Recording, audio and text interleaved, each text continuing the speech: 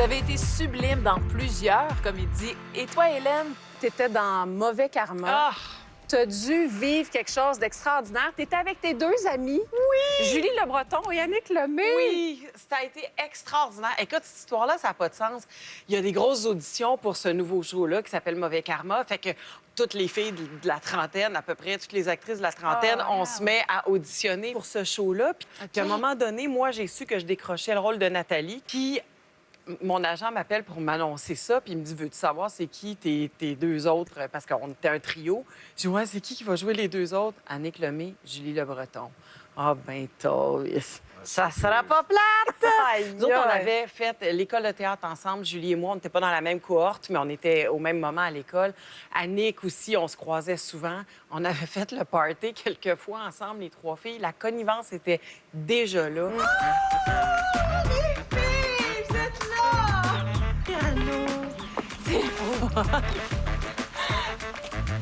Ben oui, rentrez! Fait que ça a été 3 années extraordinaires où on a vécu, là, tu sais, des peines d'amour, des deuils. Tu sais, les affaires de filles de la trentaine, là. Oui. Mais on était ensemble. Incroyable, quel cadeau. Et toi, t'es Oui. Nathalie Bibeau. Oui.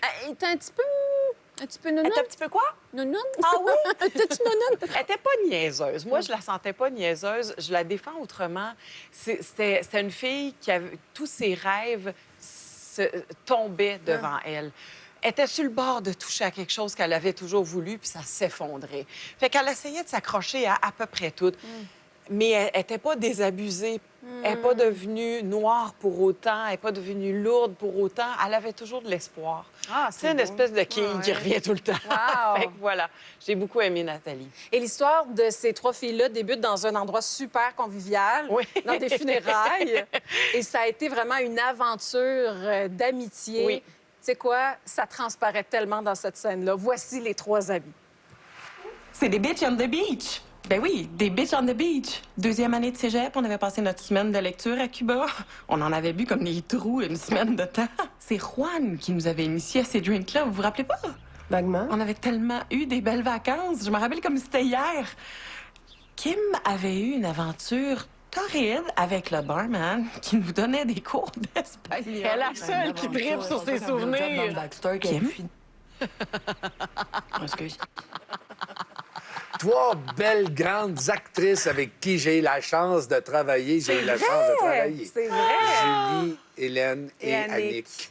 Puis sur ce plateau-là particulièrement, tu sais, on entend souvent l'espèce de cliché poche et que je ne véhicule pas parce que je le trouve pas vrai, mais de la petite compétition entre filles, entre actrices, puis tout. C'était tellement pas ça. C'était tellement rafraîchissant.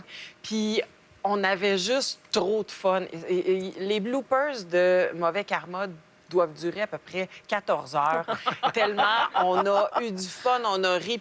Les années de Mauvais Karma, c'est des foutues belles années pour moi. Un beau cadeau, ça aussi. Vraiment un beau cadeau. Puis on est restés très proches, Oui. très amis. Il faut dire que vous aviez des surnoms assez particuliers aussi. Je te demanderai pas de me dire le Merci. tien. On va l'entendre tout simplement. Ah non! Écoute-les pas, on était les meilleurs amis du monde dans le temps. On se quittait à peine pour dormir, on faisait tout ensemble, on était inséparables. Au cégep, on nous appelait la folle, la bitch, puis la nympho. Une réputation largement exagérée, t'étais quand même pas nympho du tout. Nathalie, c'était pas Kim, la nympho? Ben là, encore moins toi, tu faisais peur aux gars. Ben là, pas moi, voyons, jamais de la vie. J'étais ultra fleur bleue. C'est vrai, je cherchais l'amour avec un grand A. Ouais. Ouais, ben je pense qu'on était toutes un peu la bitch, la folle, puis la nympho. Chacun mélange de notre tout tour. ça. J'adore ça. J'adore ça. Oui, effectivement. Ouais. Vous avez eu la chance de faire Ah oui, rire oui, oui. Ouais. C'est à l'écran. la chante et puis moi, c'est ce que j'aime, faire rire. Toi, Rémi, entre autres, avec les voisins, la Florida La aussi. Florida. Et la petite vie. Avec ton Pogo. pogo. Parle-moi un peu de pogo. Il était un peu nono, lui, non? Ou il était timide? Non, il n'est pas nono. Non? Il est juste 2 secondes en arrière des autres. Ah, OK, OK. Juste 2. OK. D'abord, c'est un homme extrêmement timide avec les femmes. C'était, Mon Dieu, oui. d'où le Jacqueline. Parce que la première fois que j'avais dit ça, c'était pas dans le texte, ça. Parce qu'il veut bien prononcer son nom. Il veut pas À l'impression. Bonjour, Jacqueline. Tu sais.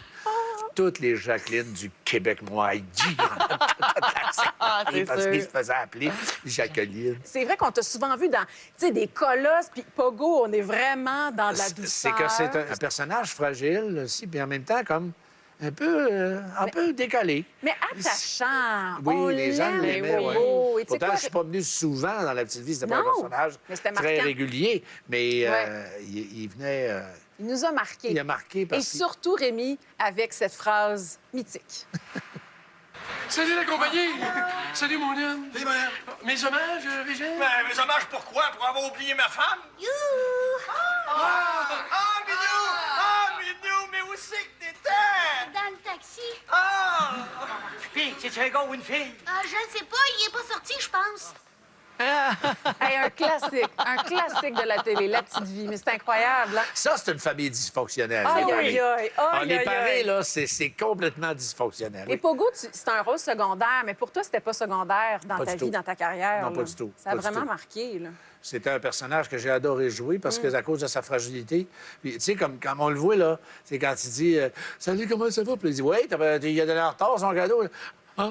Il n'y a pas de répartie, il n'y a pas de. il y a pas de- Oh non. Ah, oui.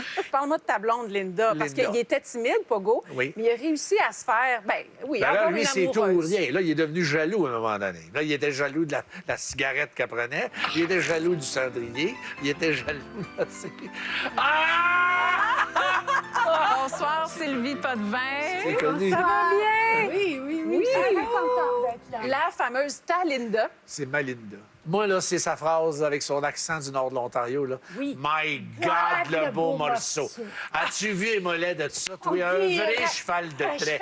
C'est pas mêlé quand je le regarde, mes hormones se mettent à spin. Y a-tu vu les genoux? On dirait les genoux de Zeus. J'en vis un rêve. C'est ça, Linda. C'est tout ça. C'est qu'elle le trouve beau. Elle n'en revient pas. C'est l'aimait-tu pour vrai? Ah oui. Ah oui, c'est un amour, eux autres. Ah oui, ils sont encore ensemble, c'est sûr. Mais Sylvie, ça vient d'où, cette voix-là? Ça vient d'une cousine de mon père. Elle habitait dans l'État du New York, à Rochester, New York, puis elle venait en vacances. Et puis, moi, je l'écoutais parler, puis tu sais, c'était une madame qui disait... elle travaillait dans une factory souillée. Elle disait, moi, je suis bien proud de parler français. C'est important de parler français, parce que si moi, je le fais pas, qui c'est qui va le faire à ma place, right? Fait que... Ça. On se gâte, OK? On revivons ce moment marquant. Le fameux voyage à Plattsburgh. À oui!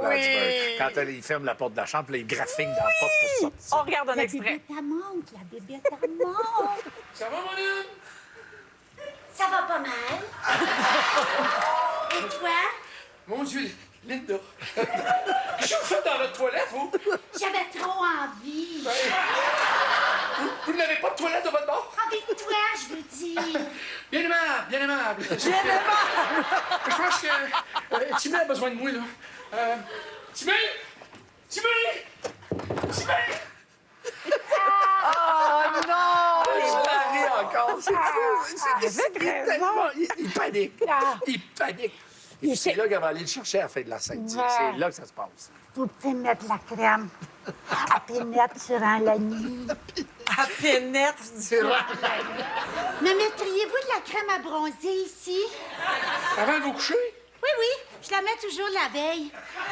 À pénètre durant la nuit. Ah oui!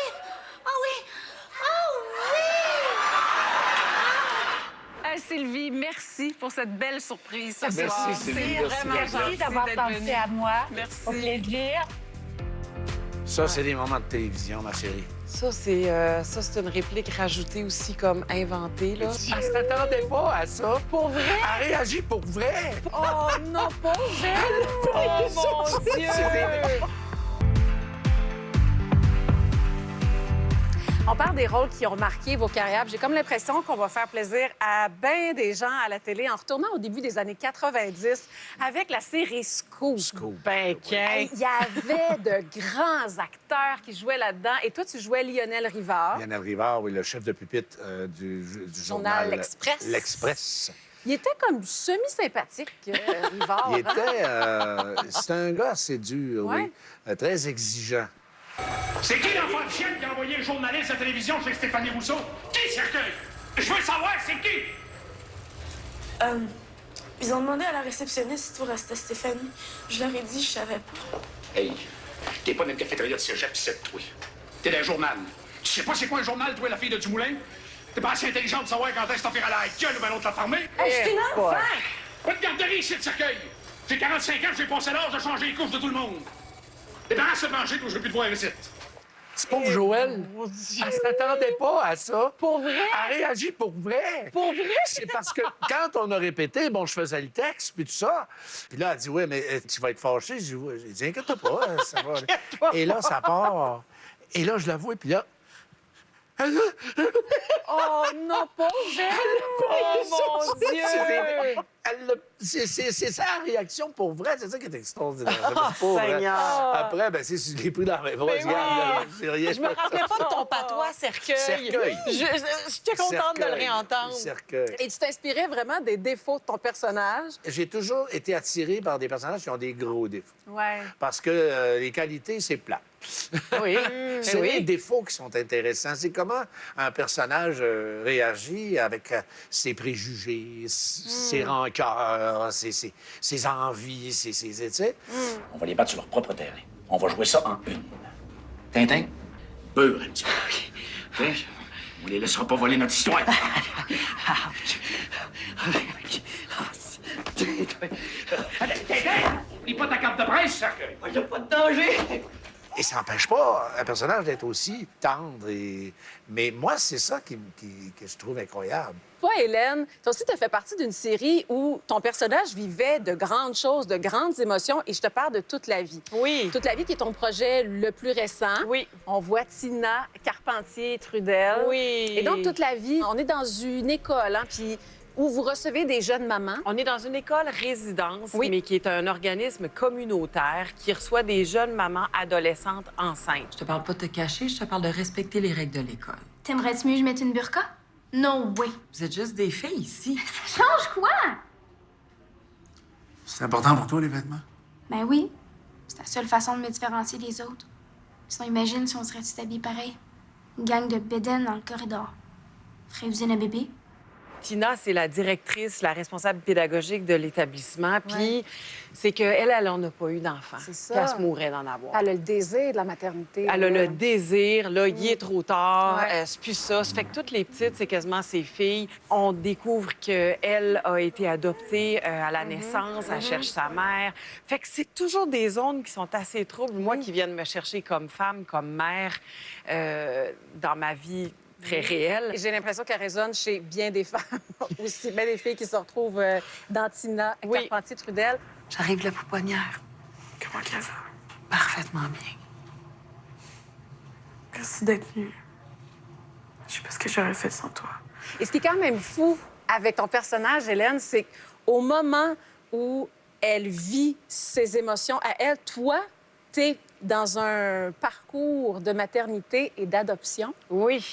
Écoute, ça a été, là, tu sais, des fois dans la vie, quand tout s'aligne, puis tu te dis, voyons, je suis en train de vivre, c'est-tu la fiction, c'est-tu C'est la ça, réalité? ouais, c'est ça. Au moment où on a tourné la première saison, il y avait dans le show une histoire d'adoption, Oui. une fille qui voulait donner son bébé en adoption, puis Tina elle avait beaucoup, beaucoup de misère à dealer avec ça, étant elle-même adoptée. Elle voulait que la mère garde son enfant, puis que ça arrive pas à cet enfant-là, ce qu'elle a vécu.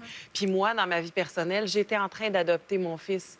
Alors, écoute, il y a des scènes, j'en parle, puis j'ai des frissons encore, il y a des scènes que j'ai eu beaucoup de difficultés, mais beaucoup aussi de, comment dire, il y a des scènes qui m'ont fait énormément de bien à tourner. Ah oui. Parce que c'est des zones qui sont très, très fines, très nuancées, des zones humaines de maternité, d'accueil de l'autre, dans qui il est, dans comment il est. La maternité, c'est un sujet extraordinaire, moi, en tout cas, que je trouve d'une richesse infinie. Dans ce rôle-là, je peux m'y vautrer puis m'en inspirer. Eh bien, Hélène, voici la scène où ta réalité rencontre la fiction. Ah, mon Dieu! Va-t'en. Tu veux pas le voir? Juste une fois pour lui dire que tout va bien aller. Non, je veux pas de lui.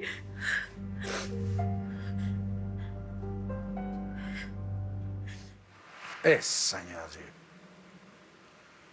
Ça, c'est des moments de télévision, ma chérie. Ça, c'est une réplique rajoutée aussi comme inventée. Là, Mais tu vois dans t'sais. ton personnage comment elle est outrée, comment elle peut pas accepter ça. Elle peut pas accepter ça, que cette mère-là veuille pas au moins le regarder puis lui dire « Tu vas être correct avec d'autres », tu sais. Ça a été un très grand moment pour moi.